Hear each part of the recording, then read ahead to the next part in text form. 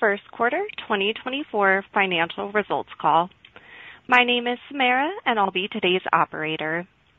Certain statements in this conference call will constitute forward-looking statements, which are subject to risks, uncertainties, and contingencies.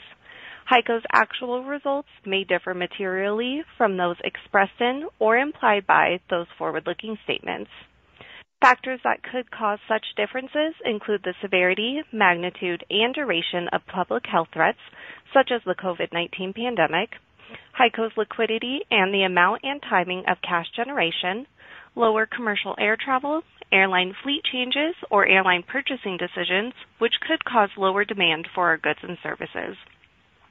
Product specification costs and requirements, which could cause an increase to our costs to complete contracts, governmental and regulatory demands, export policies and restrictions, reductions in defense, space, or homeland security spending by U.S. and or foreign customers, or competition from existing and new competitors, which could reduce our sales.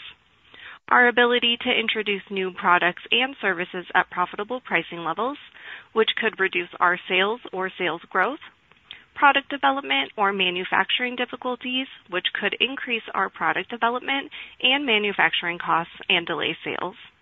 Our ability to make acquisitions, including obtaining any applicable domestic and or foreign governmental approvals, and achieve operating synergies from acquired businesses.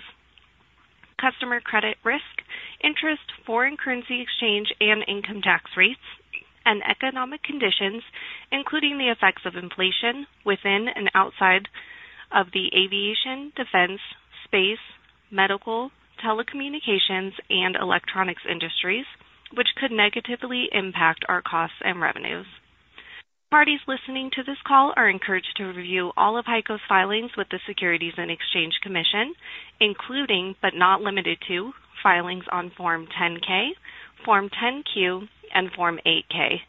We undertake no obligation to publicly update or revise any forward-looking statement, whether as a result of new information, future events, or otherwise, except to the extent required by applicable law. I now turn the call over to Lawrence Mendelson, Heico's Chairman and Chief Executive Officer. Thank you, Samara, and welcome to everybody on this call. We thank you for joining us, and we welcome you to the Heico First Quarter Fiscal 24 Earnings Announcement Teleconference. I am Larry Mendelson, and Chairman and CEO of Heico Corporation. I'm joined here this morning by Eric Mendelson, Heico's Co-President and President of Heico's Flight Support Group, Victor Mendelson, Heico's Co-President and President of Heico's Electronic Technologies Group, and Carlos Macau, our Executive Vice President and CFO. Before reviewing our operating results in detail, I would like to take a moment and thank all of Heico's talented team members for delivering another very, very strong quarter. Your continued focus on exceeding customer expectations and operating at peak performance level continue to fuel our excellent financial results. I personally have never been more optimistic about the future of Heico. I would now like to summarize the highlights of our first quarter fiscal 24 record results. Consolidated operating income and net sales in the first quarter of fiscal 24 improved by 39% and 44% respectively, as compared to the first quarter of fiscal 23. These results reflect mainly a 12% organic net sales growth in flight support, commercial aerospace products and services, as well as the impact from our profitable fiscal 23 and 24 acquisitions.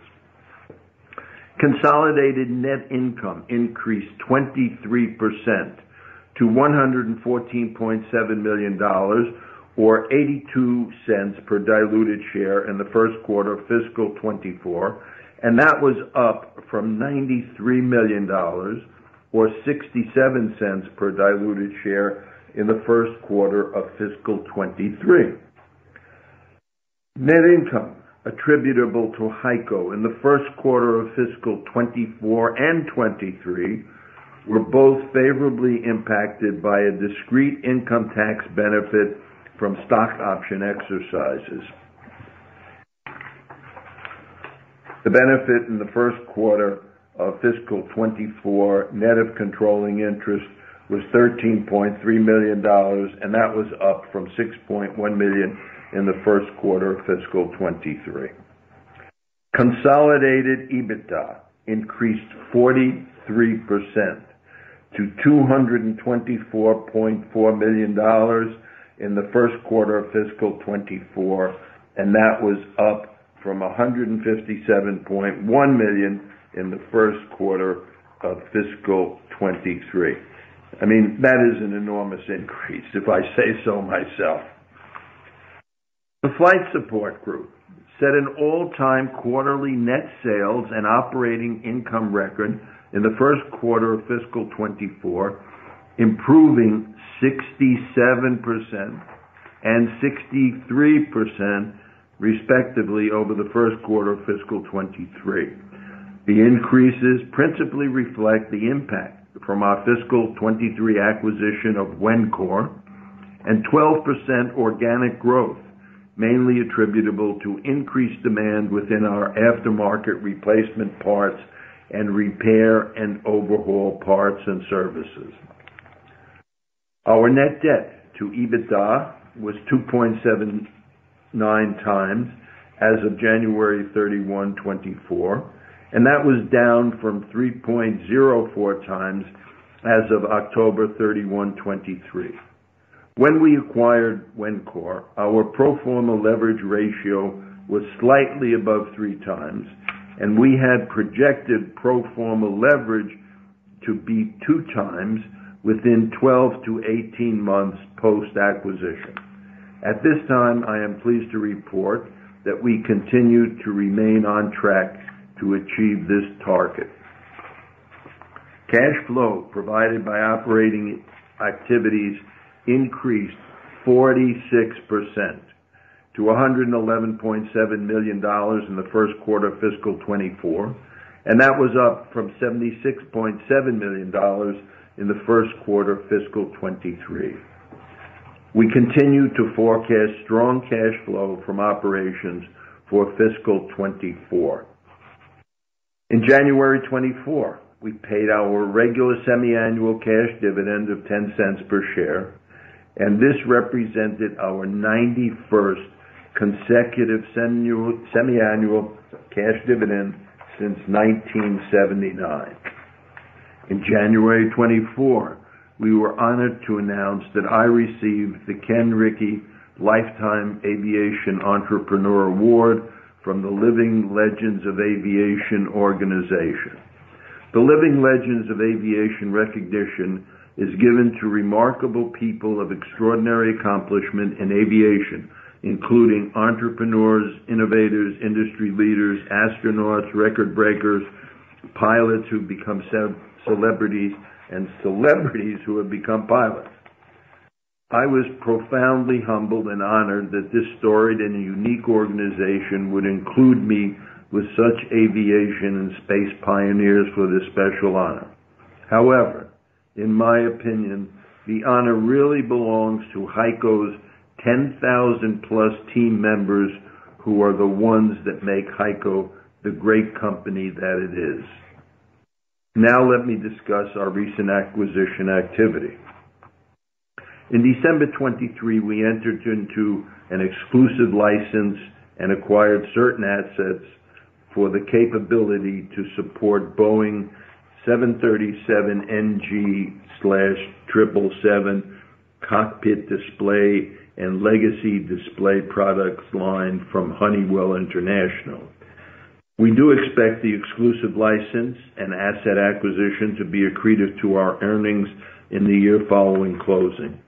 The acquisition broadens our avionics capability and is another example of ways that Heico has grown into adjacent markets to increase our overall value proposition to customers and the industry. At this time, I would now like to introduce Eric Mendelson, who is co-president of Heico and president of Heico's Flight Support Group. He will discuss the first quarter results of the Flight Support Group. Eric?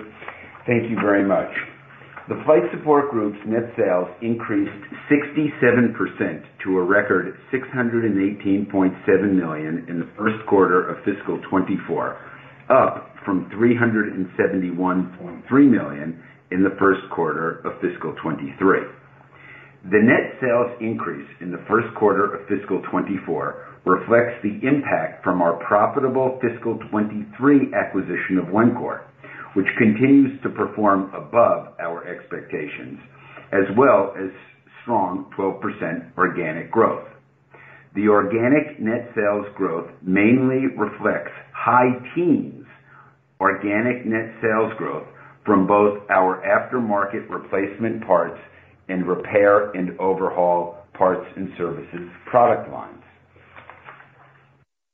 The Flight Support Group's operating income increased 63% to a record $136.1 million in the first quarter of fiscal 24, up from $83.6 million in the first quarter of fiscal 23. The operating income increase in the first quarter of fiscal 24 principally reflects the previously mentioned net sales growth, partially offset by higher, as expected, intangible asset amortization expenses due to the Wencor acquisition, as well as increased inventory obsolescence expense. The Flight Support Group's operating margin was 22% in the first quarter of fiscal 24, as compared to 22.5% in the first quarter of fiscal 23. The Flight Support Group's operating margin before intangible amortization expense was 24.8% in the first quarter of fiscal 24 versus 24.3% in the first quarter of fiscal 23. The small decrease in operating margin principally reflects a slightly lower gross profit margin and the previously mentioned higher expected intangible asset amortization expense due to the Wencor acquisition, partially offset by lower performance-based compensation expense. Now I would like to introduce Victor Mendelson, co-president of Heico and president of Heico's Electronic Technologies Group, to discuss the first quarter results of the Electronic Technologies Group. Thank you, Eric. The Electronic Technologies Group's operating income was $55.3 million in the first quarter of fiscal 24. Jumped ahead. The Electronic Technologies Group's net sales increased 12% to $285.9 million in the first quarter of fiscal 24, up from $255.1 million in the first quarter of fiscal 23. The net sales increase is mainly attributable to the impact from our fiscal 23 acquisitions and a double-digit increase in organic net sales of our aerospace products, partially offset by lower organic net sales of our other electronics, medical, and space products. We continue to forecast strong net sales and earnings growth for the remainder of fiscal 24. The Electronic Technologies Group's operating income was $55.3 million in the first quarter of fiscal 24, as compared to $56.5 million in the first quarter of fiscal 23. We expect higher net sales and profit margins in the quarters ahead and over the long term. This is due to our shipment schedule supported by our near-record backlog, combined with the revenues we expect because of our new product research and development activities. The slight operating income decrease principally resulted from our subsidiary shipment schedules of our record backlogs, with fewer shipments in the first quarter than scheduled in future quarters, something that was scheduled prior to the quarter's start and is in line with our internal plan. For those familiar with our last earnings call and our public interaction since then, you will remember that we said to expect high results variability quarter to quarter this year, with the first quarter being our weakest quarter. So this proceeded just as expected. Naturally, the less favorable product sales mix resulted in lower SG&A efficiencies. Also, recognizing our large record backlogs and our forward growth potential, we increased new product research and development investment, which increased expenses in the quarter so that we can gain revenue in future quarters. As I sit here today, I am very pleased that we made those investments and that we continue to fully fund these activities which provide important forward growth. Importantly, our net sales increase in acquisition costs in the first quarter of fiscal 23 related to the closing of an acquisition were beneficial to our results. The ETG's operating margin was 19.3% in the first quarter of fiscal 24 as compared to 22.2% in the first quarter of fiscal 23. As acquisition-related amortization was around 400 basis points, what we and others consider to be our true margin was closer to 23.5%. Again, we expect the margin, both before and after amortization, to improve materially in the quarters ahead. The lower margin principally reflects what I just discussed, namely the product sales mix due to the shipment schedule, higher new product research and development expenses, as well as increased selling, general, and administrative expenses as a percent of net sales, which supports our forecasted strong net sales and earnings growth for the remainder of fiscal 24, partially offset by the previously mentioned lower acquisition costs. For the full year, we expect SG&A expenses to decrease as a percentage of net sales as our net sales increase. I now turn the call back over to Larry Mendelson. Thank you, Victor. I think it should be clear to everyone on this call that Victor and we are expecting a quite different result from ETG from the second quarter through the end of the year. And in the first quarter, some people, I think, misunderstood and they said, oh, ETG is not doing well. And I think Victor explained it very well, so you understand that it is a lumpy business and the sales and earnings should come through from the second to the fourth quarter. As we look ahead to the remainder of fiscal 24, we continue to anticipate net sales growth in both the Flight Support and ETG, principally driven by contributions from our fiscal 23 and 24 acquisitions, as well as demand for the majority of our products. Notably, we fully expect future ETG quarters to be materially stronger than the first quarter. In addition, we plan to continue our commitment to developing new products and services with further market penetration, as well as maintaining our financial strength and our flexibility. In closing, I would again like to thank our incredible team members for their continued support and commitment to Heico. Our strategy of growing a highly diversified portfolio of excellent businesses continues to produce favorable results for all shareholders. Our end markets are very healthy, and fiscal 24 is looking to be another great year. Thank you for your continued confidence, and as I said before, I have never been more bullish about Heico's future. One other comment. We do not now give any guidance. Some analysts have asked us to give guidance. We prefer not to. However, I have said publicly that our goal is to grow net income 15 to 20% annually compounded. Over the last 30 to 33 years, I think we have done that, and the actual growth has been somewhere around 18 or 19%.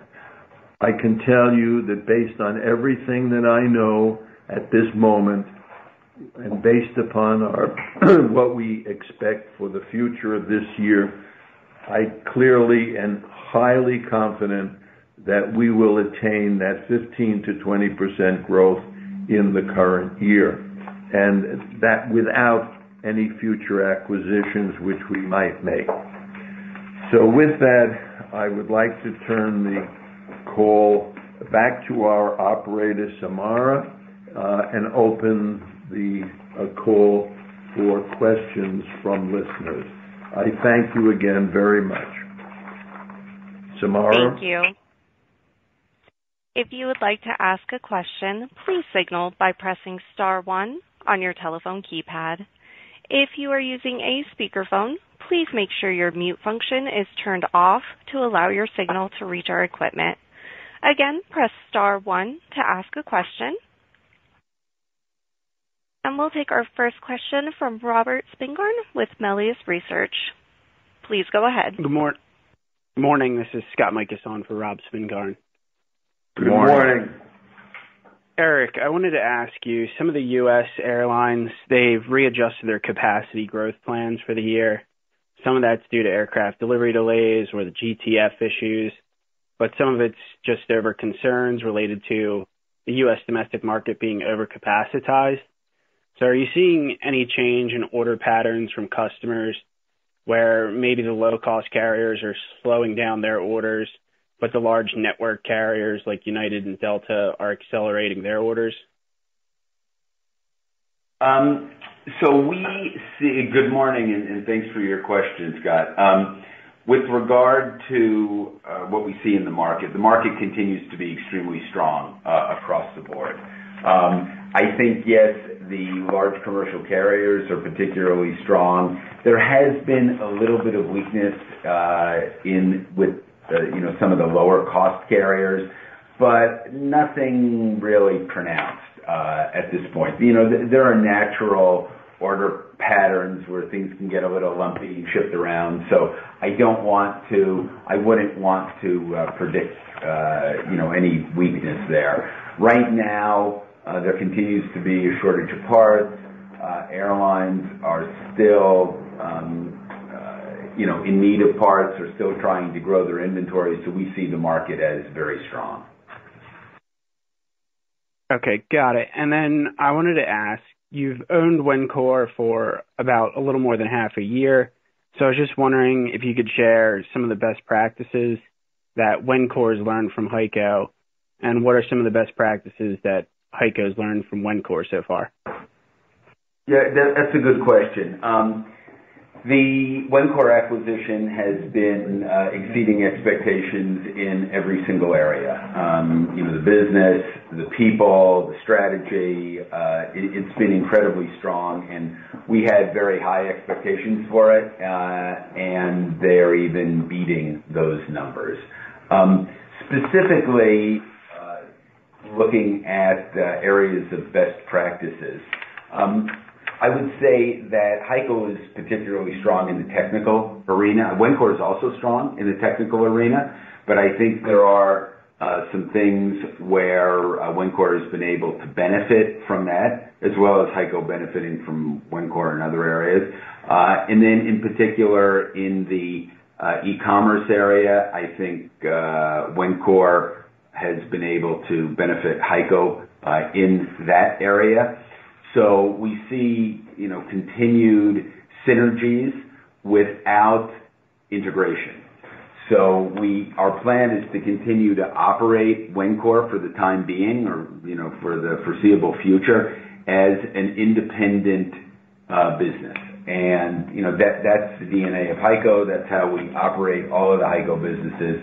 And we want Wencor to continue, obviously, to have its own P&L, its own strategy, its own team members. And Heico is strongest when each of the individual business units take care of themselves and coordinate with the other ones.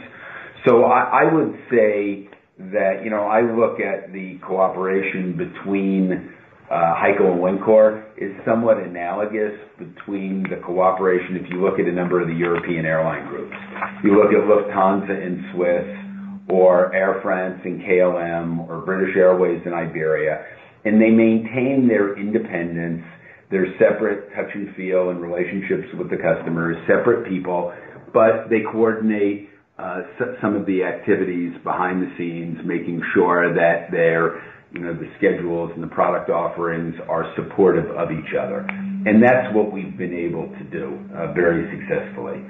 So Wencor continues as an individual autonomous business. No plan to change that. and we are making sure that we provide tremendous value to our customers as a result of making sure we don't have, for example, a product development overlap, where we rationalize some of the repair offerings in various centers of excellence focused on different products and technology. So our customers have been very happy as a result of the acquisition and are really excited about where we're headed there. And I think they really want to reward us with significant additional new business. And they view Heico in a very different light as a result of the Wincor merger. I'll stop there. Thanks for taking the questions. Thanks, Scott. Thank you. And we'll take our next question from Noah Poponak with Goldman Sachs. Please go ahead. Hey, good morning, everyone. Good morning. Noah. So last quarter you had talked about the ETG margin for the full year being around 24%, that segment operating margin. Does that stand such that you'd have one or two quarters above that?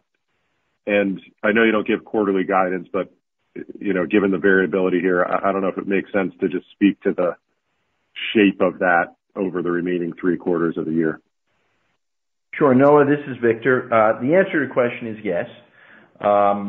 And as to the shape of it over the remaining quarters, I think the year should build.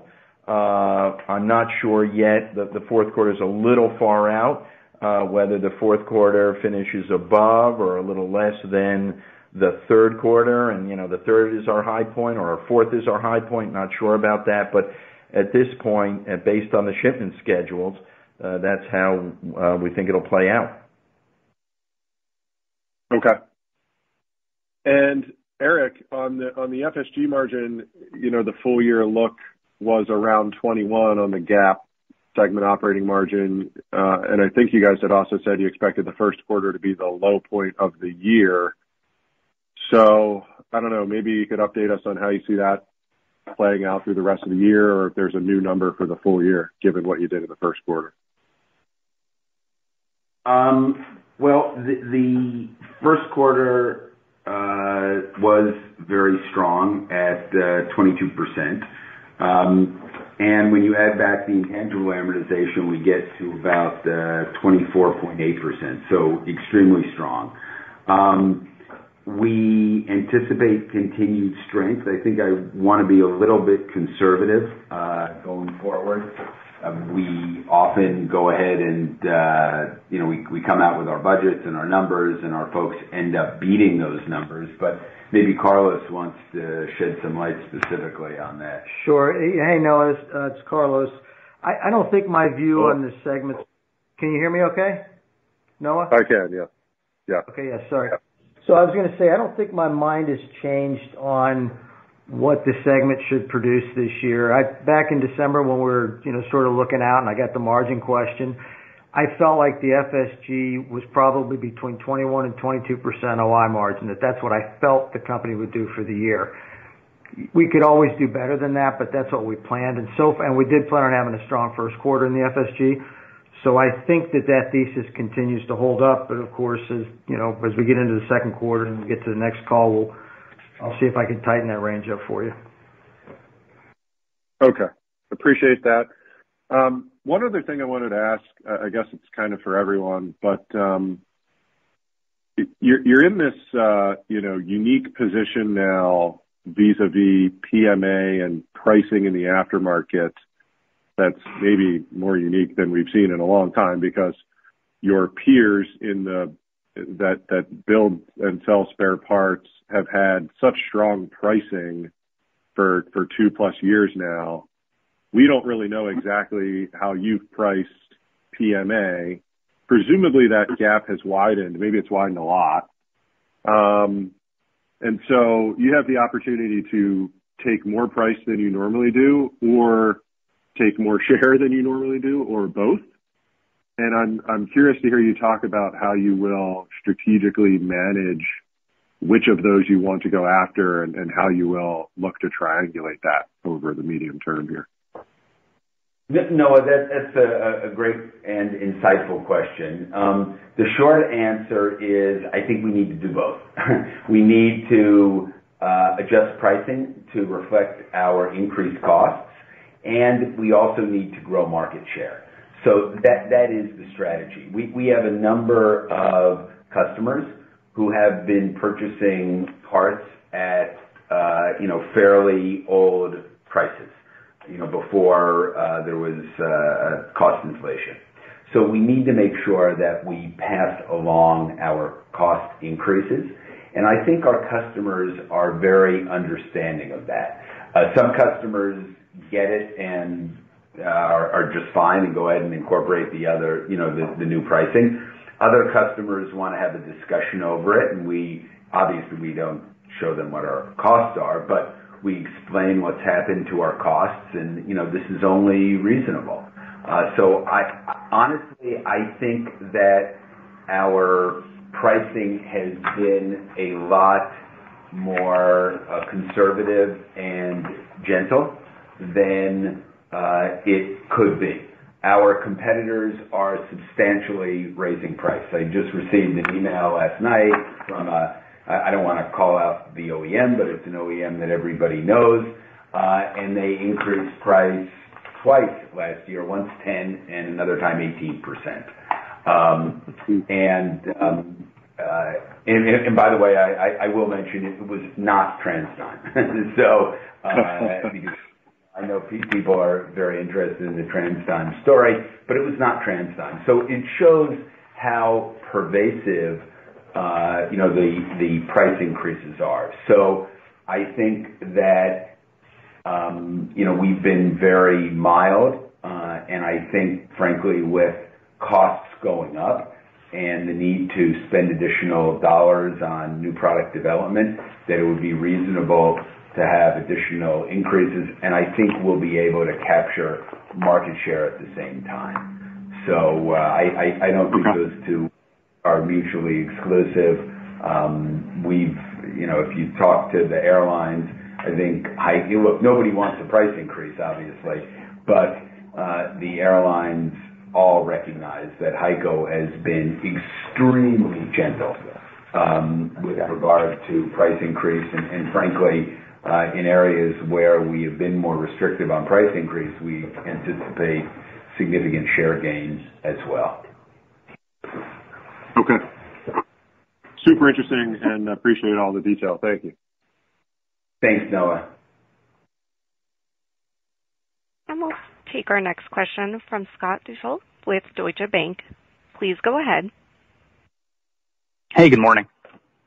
Good morning.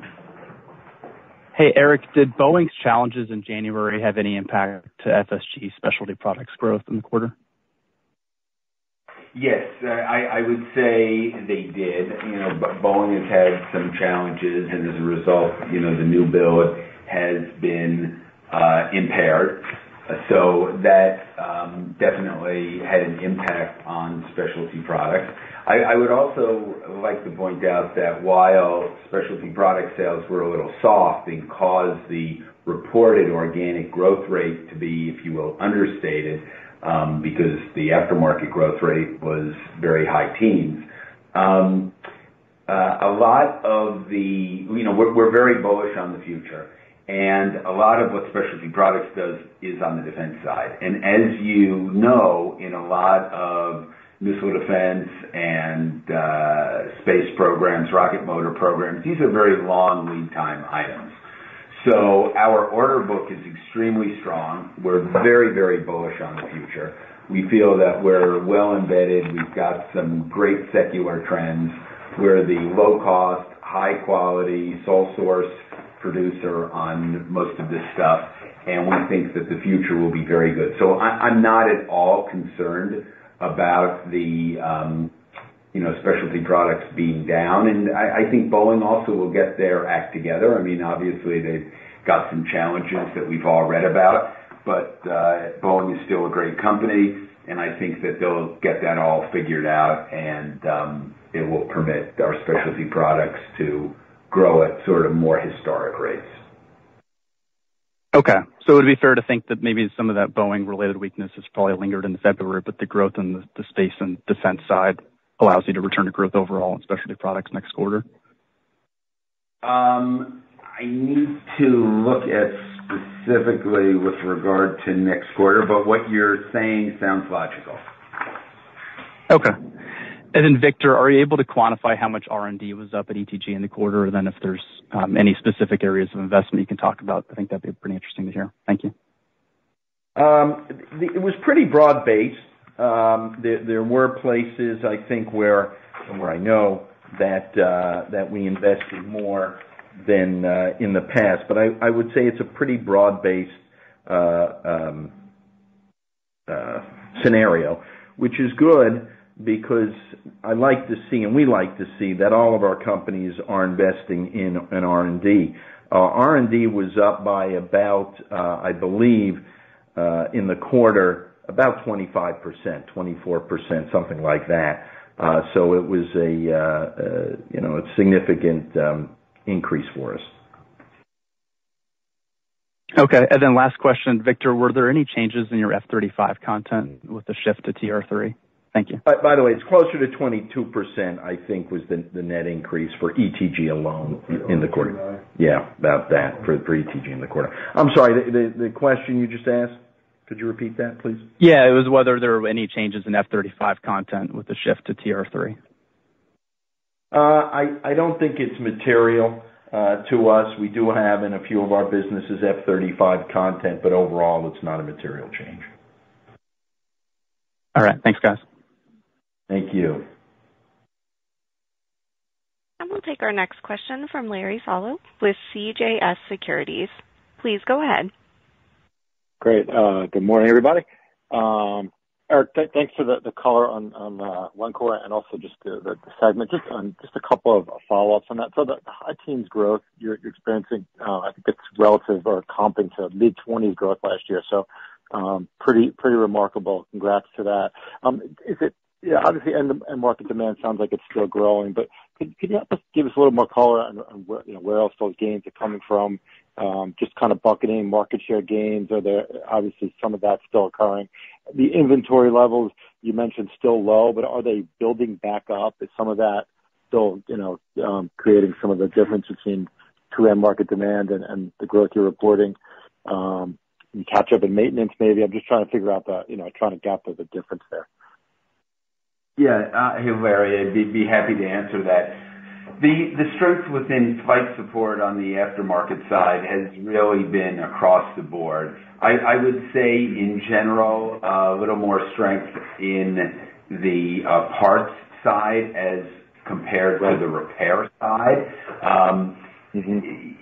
Airlines are flying the equipment hard. It's more difficult to get things repaired. But in general, I would say the parts side is a little bit stronger, but the repair side is also doing very well as well. As far as market share gains, we continue to grow market share. Our customers are really happy with us, and speaking with our sales heads yesterday, I have specific information from a number of customers that they really are very, very happy as a result of the Wencor acquisition. While Heico was always a significant player in the space, and so was Wencor, the fact that we've come together and we can offer a broader product line, a broader suite of products, is really significant. And a fair amount of energy was, spent in each business focusing on capturing as much as it could. And now, by creating more of these centers of excellence where each business focuses on where it has a true competitive advantage and doesn't need to, if you will, reinvent the wheel, makes a lot of sense. And our customers are really happy about that because we're able to provide a much fuller suite of offering to the customers, and they recognize that this is true structural advantage that they can benefit from as opposed to more niche-oriented strategy.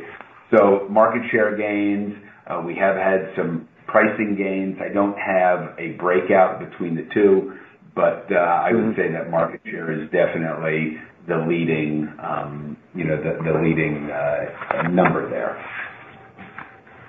Got it. No, I appreciate that. And then just switching gears to ETG question, Victor, just on the quarter and the outlook, it sounds like aerospace had some good follow through, and I know it was a little slow last year, at least on deliveries, but that obviously sounds like that's continuing to return to growth mode. Just in terms of the other categories, I know it sounds like you mentioned a few that were just slower due to timing, electronics, medical, consumer space, and those sound like they're all higher margin categories. I think on the last call, you guys had mentioned that there would be some of those. I think maybe the electronics piece would be slower. Is that still the case? Has anything changed in terms of your sort of full year outlook for ETG in terms of revenue composition and growth? So overall, all in for the year right now, I think our expectations are pretty much what they were at the during our last call. It is the general markets that all in gave up ground in the quarter as we expected they would. We're beginning to see some what I'd call the proverbial green shoots in a few of the businesses. But we're still not running at order levels higher than prior year. And I as I kind of talked about before, I expect that sometime over the next couple of quarters, orders to start to reverse overall, and then excuse me one second. Thank you. Computer went off here in the room. And then I would expect that, if you factor in lead times onto the backlog, onto the orders and so on, as we get later in the year, that starts to turn overall in the right direction in terms of revenue. Gotcha. Okay, great. And just lastly, Carlos, I think the tax rate a little lower this quarter. I know you usually get those stock comp benefits in Q1. And any change to the full year outlook?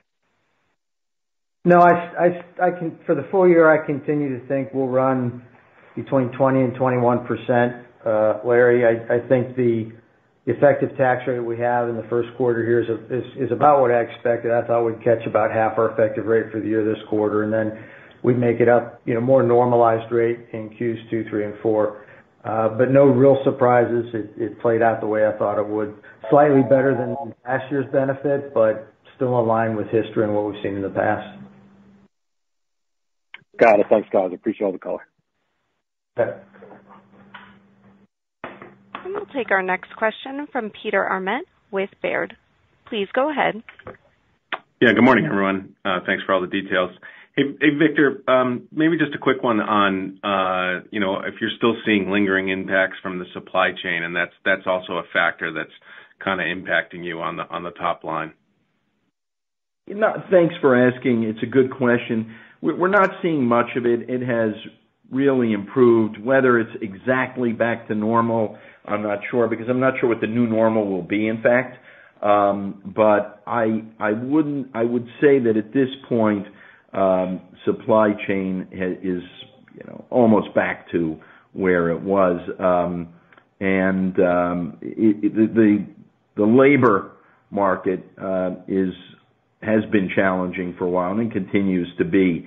And so I would say that impacts us as much, if not more, probably these days than supply chain, just getting good qualified people into the businesses. And maybe if you could just update us on how how Excelia is doing, after owning the business now for, I guess, almost a year, right? Yes, thank you. Yeah, we're very happy we own it. It's doing essentially as we expected, and a lot of good potential ahead. Also, they're looking at a number of acquisitions we've been able to bring to them. They brought some. We'll see whether they transpire. But a lot of good things happening there, and so far so good. Great. And quick one for Carlos. Carlos, just rough expectations of how you're thinking about interest expense for the year. I know the goal is obviously to continue to delever. Yeah, so right now, if everything plays out I'm expecting our interest expense quarterly to run $35 to $37 million. That's pretty much what we booked this quarter, about $38 million. So I think as we pay some debt down, if we catch a break on a few rate cuts, you never know. I have it sort of tailing off a little bit, but that also is a function, Peter, of how quickly I can pay the debt down, and depending on how many businesses Eric, Victor, and Larry want to buy, will certainly influence that during the year. Got it. Appreciate all the details. And Larry, congrats on the award. Thanks. Thank you. I just might add something to this is Victor, what Carlos had to say. We continue to look at acquisitions. Most are overwhelmingly in our historical size, and we have an excellent acquisition pipeline, very strong. Again, whether we do them remains to be seen, but we will continue to pursue those acquisitions that would fit the right way while being mindful of the importance of reducing debt and the capital structure. It's real, and just to further expand on what Victor says, it's completely correct. It's a balancing act. We are in the business of expanding, creating cash flow and bottom line income. And if we see an outstanding acquisition, we will make it. At the same time, we have to watch our debt level, and we're trying to reduce it. So as you saw, we made a Honeywell acquisition recently because we believe it will be very accretive and very positive cash flow.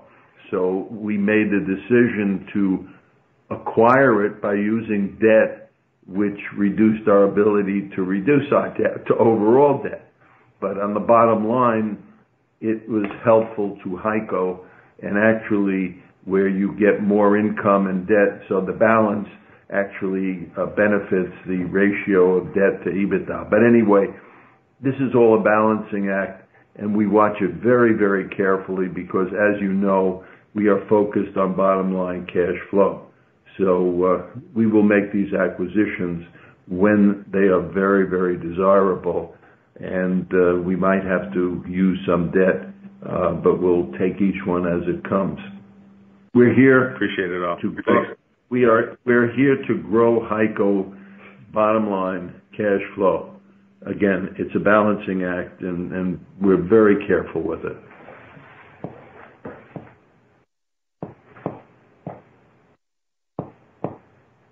And we'll take our next question from Sheila Kahyaoglu with Jefferies.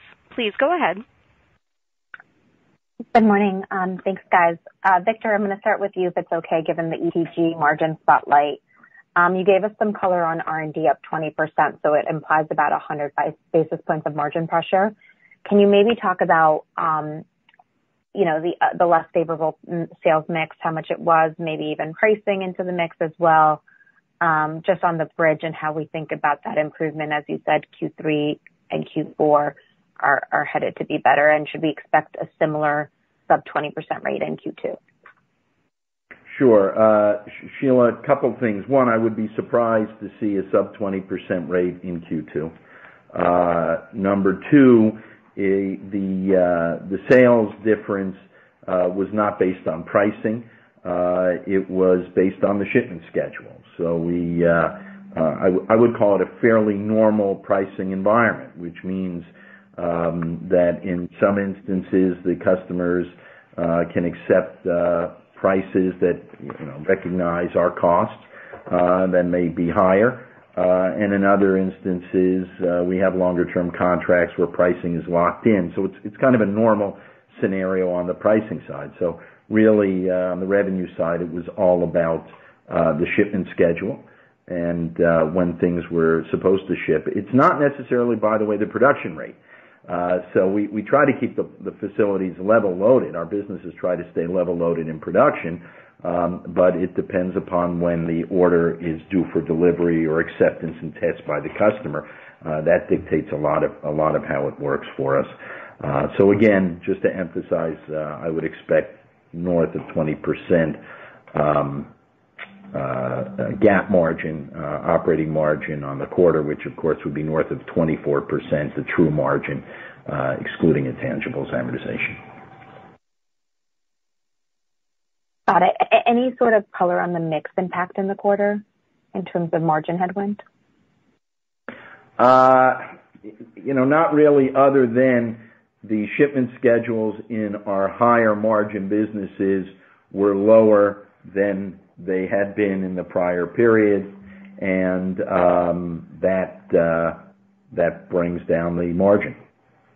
But okay. I don't want to break out, which business has what margins, but publicly, I think our business. No problem. Well, hopefully not. Eric, one for you, if it's okay.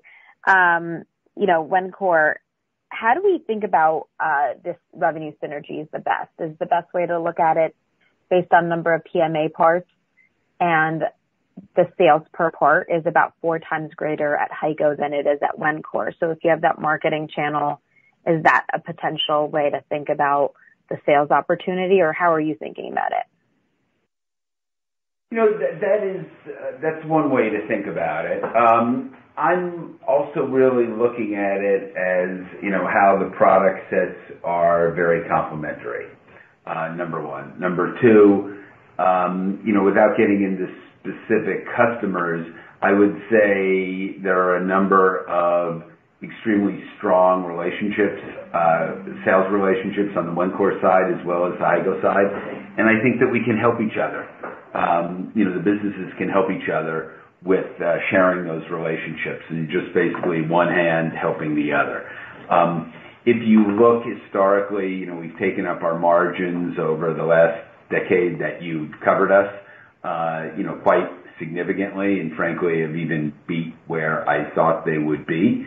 And I think that there's more potential in that regard. There's a lot of sharing that also can occur over on the repair side, in terms of DER repairs, as well as they're already using the PMA parts. So I think that that's an advantage. In the defense side, we're already cooperating and working together, whereas orders used to go out to third-party companies. They're now being placed internally, and that's very strong. Likewise, over in our specialty manufacturing, there's a lot of a product that our specialty manufacturing group can build for our other businesses, including Wencor, and we're really pushing that as well. So I think it's just a very broad-based level of cooperation, as I said, without integration. When you've got really talented people who are running these businesses, who have really mastered their businesses, we find that by giving them autonomy, that's a very intrinsically motivating feature. And that's not something that exists in many companies. If you look at Heico overall, across all of Heico, we've got roughly 100 business heads. And, for a company of our size to have 100 people of this talent and skill set where they perform so well and they really enjoy what they do because of the way that they're treated, I think that's the real synergy here. It's not going to be from, knocking out little costs here and there. I mean, yes, there's an opportunity to do that. And for example, in trade shows, in a number of the trade shows, Paris, Farnborough, and others will have booths together. So Heico and Wencor will be together. There'll be certain other trade shows where they can be separate. And we want the businesses to each have their own strategy and to really take responsibility for their results. So I think that's why we're getting these benefits. Great. Thank you. Thank you, Sheila. And we'll take our next question from Mariana Perosma with Bank of America. Please go ahead. Thank you so much. So first of all, congratulations, Larry, on the award. Thank you very much. You're welcome. My first question is about R&D, follow up on ETG R&D. What are the main trends? Because you said it's pretty much across the board, the increase, but what are the main trends that are driving this increase in R&D? What are the opportunities that you guys are seeing that actually are calling for this increased R&D? Is this a particular technology, Is it a trend? Is this, I don't know, an end market? Could you please discuss that? Sure. This is Victor. It's a very good question. And by the way, when I say across the board, it doesn't mean in every business, but it's kind of what I should clarify. What I mean by that is the majority of the businesses, or sort of a super majority of the businesses. It is what I would call the trend. There's a tremendous amount of opportunity for our businesses on newer and evolved products. Sometimes it's not just what you would consider revolutionary change, right? It's not necessarily developing something that's wholly new. In our case, it is more typically evolutionary, and it is an improvement on an earlier version or iteration of a product. And so what we're seeing in a high number of our customers is demand for what you would consider sort of our next generation of products. So it's not just technology-based. It's not, for example, as though there is a new design that has been developed, like Bluetooth came around many years ago and everybody was implementing Bluetooth. It's not like that. It's more responsive to the individual needs of our customers. And are usually customers calling for this improvement? How this R&D, how you pick what arenas, what specific products you'll do R&D on? So we leave it to each one of our businesses to make those choices. In some cases, it's customer initiated. In other cases, it's initiated by our subsidiaries or somewhere in between. I mean, our businesses have regular meetings and visits and calls with customers, and so they're aware of new programs the customer may be on, new designs that they might need, and that's probably the most typical. But it runs the gamut depending on the architecture of the particular business as well as the products. But the key to it is, one, a willingness to always invest and respond to the customer needs, depending upon the history and relationship with the customer, the likelihood that they will in fact turn into orders. I mean, let's be honest, there are companies who will always ask their suppliers, their vendors, partners to develop something on their dime, and then they may not buy it. So that is a factor that we consider, is what is the history with the customer? Are they likely to in fact convert to orders? Is there a PO standing behind it? Are they on a program of record, for example, if it's defense? And where do they stand with that program? What intel are we getting in the broader community? What do we hear from our other partners, customers, even trade shows, government people, things like that. So each business, though, is responsible for that. And that's, to be honest, the beauty, I think, of our company is that it's not from on high. It is experts talking with experts. We believe in devolving those decisions down at the lowest level to be able to understand the customer best. Thank you. And my last one is on M&A. Could you please discuss when you do acquisitions like the recent Honeywell licenses on avionics, and they are adjacent opportunities for you, but I could imagine that a company like this or a license could be able to unlock more upside opportunity in terms of revenues under the Heico ecosystem compared to if this license ends up in another third-party MRO shop. Could you please discuss how you think about those upside opportunities and how long it could take to actually see them? Sure. Mariana, this is Eric. I'd be happy to answer about that. So Heico has done a number of licensing deals over the last decade. So we're very well experienced on doing those licensing deals. And in particular, when you look at the component repair footprint, Heico has got 19 individual MRO businesses just within flight support. And then over in ETG, there are another, number of them there as well. So we've been able to buy these licenses and basically take the technology and put it into a business that's already incredibly experienced in that market niche and really understands the technology. So when we buy a license, we're able then to go out to the customer with people who can hit the ground running. In many cases are already working with the customer on other items, and it's really a seamless experience.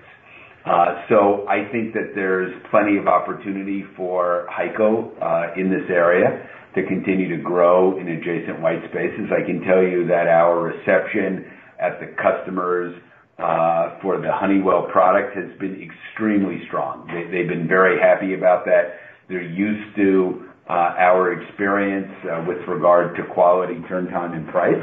So the reception has been very strong. So I think that it was a great move for both Honeywell as well as for Heico, as well as for our customers. That there's just a net benefit and an increase to the industry here. So I think that there's additional opportunity for us. Great. Thank you so much. Thank you. And we'll take our next question from Gautam Khanna with TD Cowen. Please go ahead. Hey, good morning, and congrats on the award. Thank you very much. Of course. Hey, a lot of questions have been asked and answered. I was wondering if you guys are seeing any difference in activity level in the direct channel versus the indirect, and maybe you could just talk by market, whether it be aftermarket, whether it be OE, if you're seeing anything discernibly different, any restocking, destocking in the distributor channel and the like. Yeah, Gautam, this is Eric. So you want to know how we're doing with regard to aftermarket and OE on order pattern, or what would you like to comment on? Maybe just distributors, defense, and aero. Are you seeing any differences in those order patterns versus selling direct outside of the distribution channel? Well, so our distribution businesses are doing extremely well. They're continuing to gain market share. They have the right inventories. I think our customers are very happy as a result of working with them. Likewise over in the PMA area in the repair area where we sell direct, it's likewise the same thing. So I would say a very good strength in both. With regard to product availability on the flight support side, things are tough.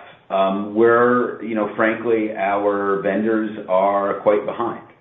And I think our results could be even better if, they were able to shift the overdue backlog. And this is really across the board in the parts area. I would say both the PMA as well as the distribution.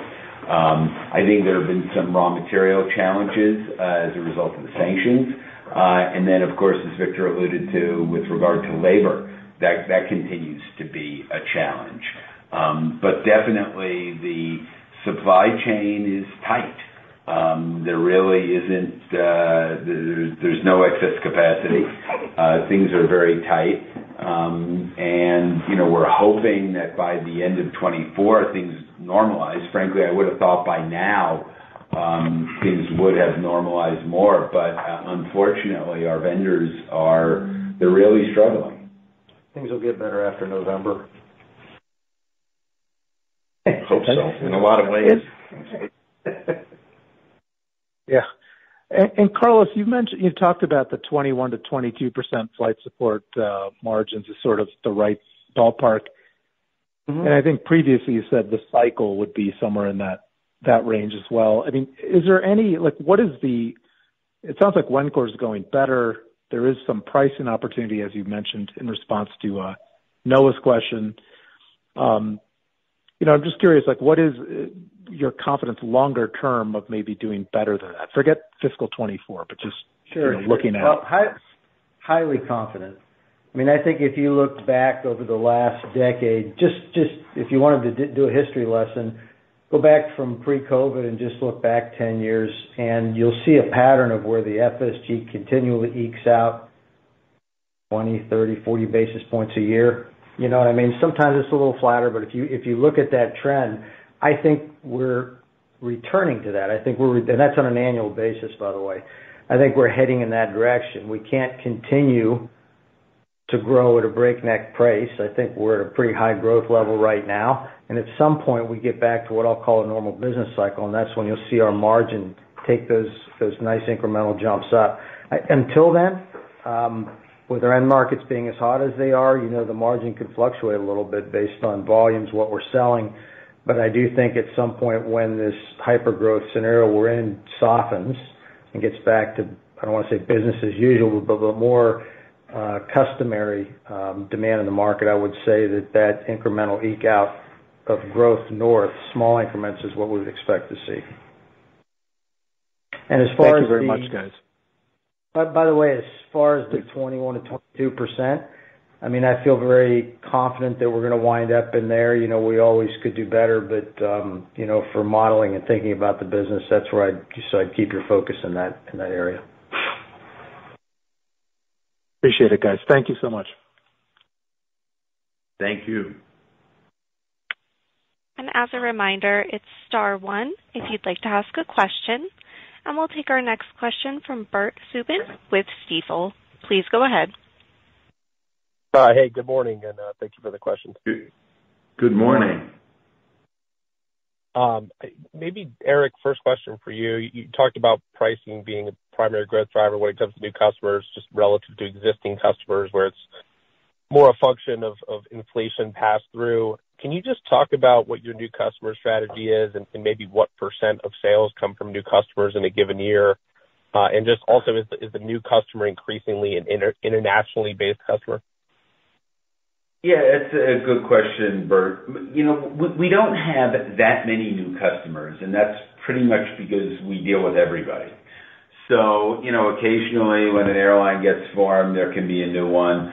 I would say that our biggest opportunity is to continue to increase our market penetration with our existing customers.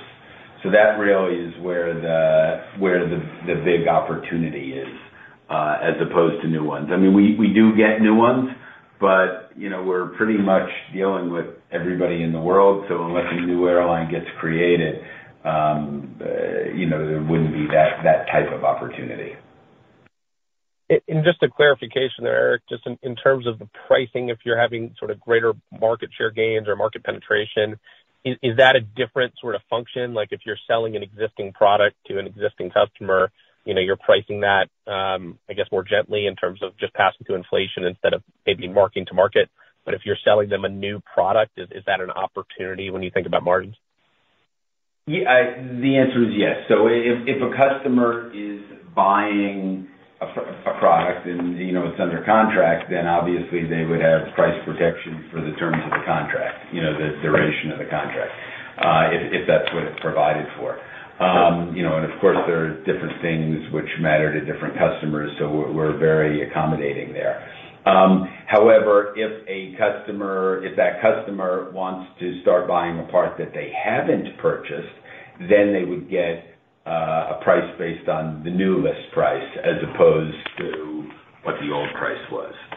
So there's definitely a big incentive to get started and get locked in with us as early as possible.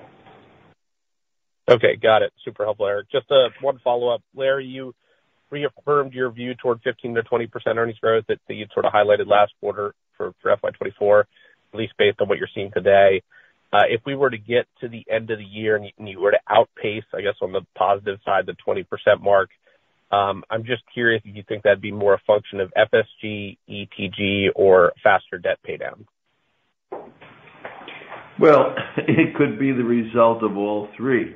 And however, you know, we try to control earnings growth. We really do. And Heico, I think investors like consistency. I know we're probably the largest single investor in our company to get 401k, and Carlos, and So we like consistency. We don't like to go up one year, down the other. So in order to do that and to generate cash flow so we don't get over-leveraged, we like to continue to be within 15 to 20%. So it is possible we could go over 20%.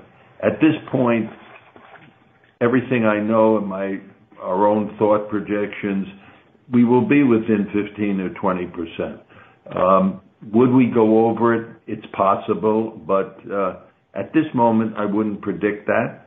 Again, I am conservative, and however, I do say that my own guesstimate is that we will be within 15 or 20%. So I don't know if that answers your question, but the other thing is I see that both of our businesses are really very strong. You've heard the whole story, and Victor has described the first quarter of ETG is really a weak quarter because we couldn't ship and these various things.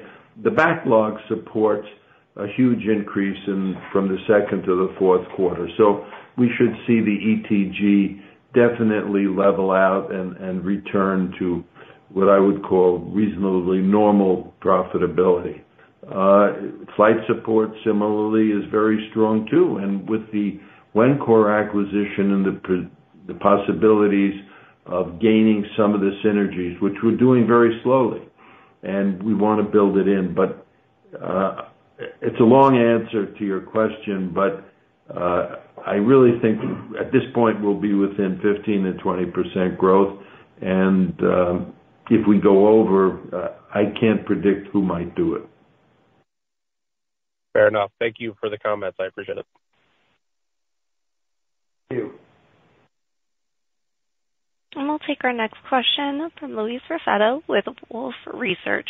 Please go ahead. Hey, thank you. Good morning, guys. Morning. Carlos, you talked about expecting, I guess, FSG to be pretty strong in 1Q. Was there anything specific there on mix? I'm just trying to bridge sort of the 100 basis point clean margin sequential improvement with, sales that weren't sort of too dissimilar from last quarter. There was, I would say that we had strong performance in parts as kind of leading the pack. The repair was close second.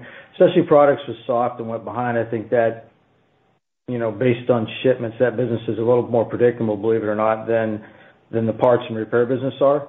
So we had anticipated that the specialty products would slow down slightly in Q1, and it did, and we have expectations it's going to be fine for the rest of the year. But if your question is there any one-off or strange mix? No, this is pretty much played out the way I thought it would. All right, great. Thank you.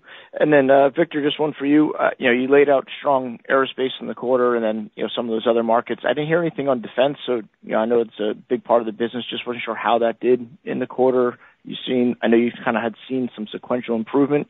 Did that continue this quarter? Did we step back at all? Yeah, Louis, it's continued overall all in to grow. And, what I was segmenting out was the areas that were weakest before, but defense is, as we expected, moving in the right direction. All right, great. Thank you. And then, Valerie, just one for you. You kind of talked about balancing, M&A and leverage. So I guess as we think about the rest of the year, would you be willing to go above 3 times leverage if you saw a deal that would put you there, or is that kind of a hard limit? The answer is, if it was super sensational and it really added to the bottom line and we looked at it and the payback as a result of it would drop us below the 3 times back into the 2 times area, we might consider it. We're very careful with debt, and also interest rates are very, very high. So to make these acquisitions now, because of interest rates, it's a little bit harder. So to answer your question, it would have to be something sensational to make us go above 3 times. And so far, I have not seen something so sensational. So I think it's highly unlikely. But as we get from, say, just under 3 times as we head to 2 times, which we estimate in the press release, we said 12 to 18 months from the time we incurred the debt, and we believe that's accurate. But along the way, we might find, as we did with Honeywell, a very accretive cash flow and EPS acquisition, which would actually make the ratio, if you do the arithmetic, you make the ratio of debt to EBITDA would go down because of the earnings that it would produce. We would do that. So again, that's why I say it takes a lot of thought process. We just don't make acquisitions willy-nilly. And remember one thing, that the Mendelsons, as a family, and our 401k, we are there to protect that nest egg. And we're going to be very careful in incurring any kind of debt, and we don't want to get into any kind of financial problem. We have great cash flow. We have a great business. It's growing nicely. So we'll be very careful with that debt. I don't know if that answers Really appreciate it. No, it's perfect. Thank you. Thank you. Thanks, Louis. And there are no additional questions. Well, I would like to again thank everyone on this call for their interest in Heico. We're available if you have other questions. You can contact Carlos, Eric, Victor, myself. And if you don't, we look forward to speaking to you on the second quarter earnings teleconference. That's the end of this teleconference. And again, thank you. Have a wonderful day. And this concludes today's call. Thank you for your participation. You may now disconnect.